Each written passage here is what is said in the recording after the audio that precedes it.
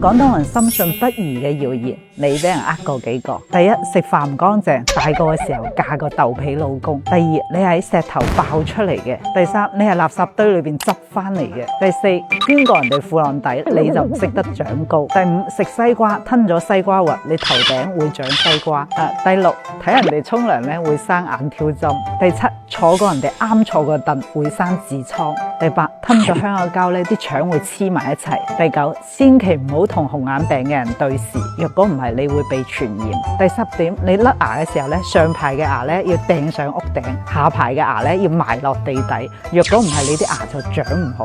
11，食飯嘅時候唔好敲碗，若果唔係你就會變乞兒。12，吞咗荔枝核個肚裏邊就會發芽結果。13，食咗太多嘅糖就會蛀牙，甚至乎啲蟲咧會蛀穿個肚。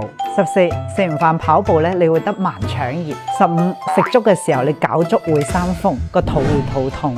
16，食完鹹再食甜你會生痱滋。17，肯德基麥當勞嘅雞有6隻翼，叫我哋唔好食咁多。18，鹽蛇條尾跌咗出嚟咧會捐入去你隻耳。仲有大人新年都會講嘅利是錢我幫你存住先，大嘅時候俾翻你。仲有冇其他細史你俾大人呃過嘅？不妨喺評論區留言話俾大家聽。關注錢錢請翡翠唔柴慳。